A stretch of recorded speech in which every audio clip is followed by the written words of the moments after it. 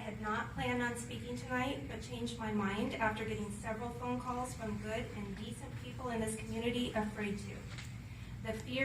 They fear the real harassment, intimidation, and unfounded character assassinations that not only Ms. Reed, but her supporters are known for. These are families of law enforcement, district employees, business owners, doctors, nurses, first responders, and just regular community members that deserve to be heard. I am talking about the relentless and diabolical attempts to assassinate anyone's character that dares question this appointment based on facts, evidence, public videos, public disclosures, public records, and public interviews. Ms. Reed has a long documented history of harassment, including violation of legal protection orders. This is a pattern.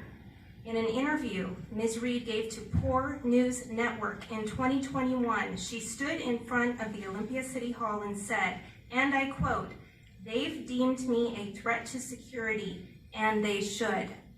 I take Ms. Reed at her word. Not only has she instructed her followers to, quote, "tear everything up in the city," but she has led them on video to private neighborhoods yelling and screaming obscenities at people in their homes. You goddamn right. I've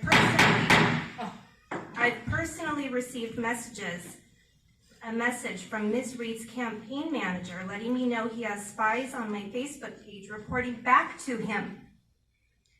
Many people have received threats and intimidating messages from an individual who appears to be quite close to Ms. Reed. I cannot even repeat some of those messages due to language and content.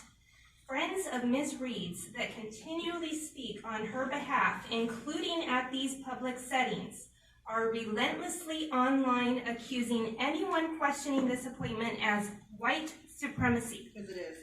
Other members of this board. Okay, Alesha, please stop for a sec. So the reminder again for everyone, and this is your second reminder, is that you're going to let everyone speak. Please stop, everyone. Everyone, hey, I used to be a middle school teacher, so let me do my middle school teacher thing. We are all going to let each other speak. This is tense. Let's acknowledge that, okay? We are all going to speak, and then you can clap or you can whatever afterwards, but everyone's going to get their time following the Open Public Meetings Act. Then reaction is afterwards, okay? So this is the second warning. I did not know I was not. No, it's okay, but I'm warning you, all of you, this is the second warning. After the third warning, then we will follow the regulations under the Open Public Meetings Act, which means we will adjourn the meeting. We will have this space open because that's allowed public space that you can watch the meeting on Zoom. So we will allow folks to remain here, but the board members will leave and we will resume the meeting on Zoom. So that's what is next, okay? Okay, Ms. Perkins, go ahead. Other members of this board have made the same accusations against good and decent parents, grandparents, students, and anyone else that has reasonable questions. Race has not once been mentioned as a reason for the disapproval of Ms. Reed's appointment.